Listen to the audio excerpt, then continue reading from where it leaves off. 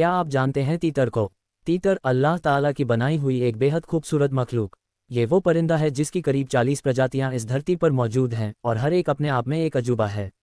तीतर कोई रंगीन या भारी भरकम चिड़िया नहीं, बल्कि एक सादा लेकिन दिल को छू जाने वाला परिंदा है। भूरे रंग की इस प्यारी चिड़िया की छोटी सी पूंछ और नाजुक से पंख उसके खूबसूरती को एक अलग ही अंदाज में पेश करते हैं।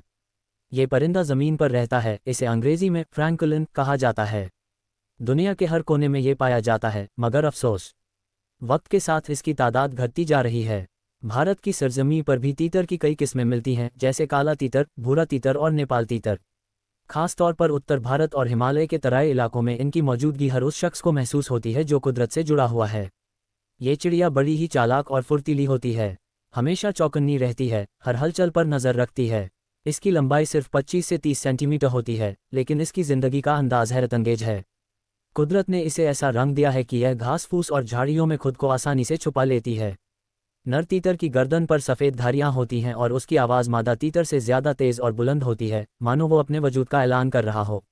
जब कभी आप खेतों, झाड़ियों या पहाड़ियों की ओर जाएं और कहीं से टिक टिक टिकर या किरकिर की तेज़ आवाज़ सुनाई दे, तो यकीन मानिए पास ही कहीं एक नन्हा तीतर अपनी मौजूदगी दर्ज करवा रहा है।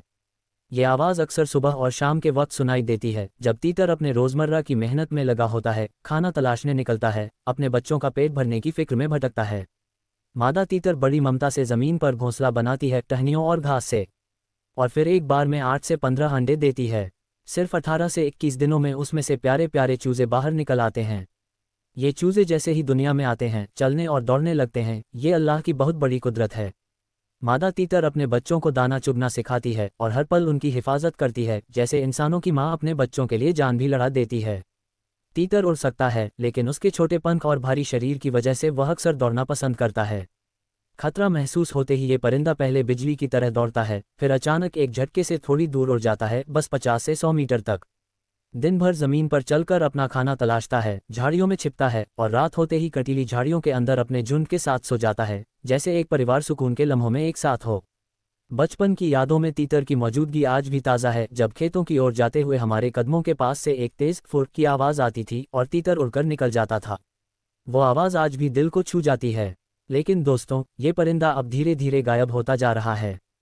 हमें कुदरत के इस नायाब तोहफे की हिफाजत करनी होगी, ताकि हमारी धरती पर तीतर की टिक टिक और किरकिर की प्यारी आवाज़ें हमेशा गूंजती रहें, ताकि आने वाली नस्लें भी इस मासूम परिंदे से जुड़ सकें और हमारा देश यूं ही हसीन और खूबसूरत बना रहे।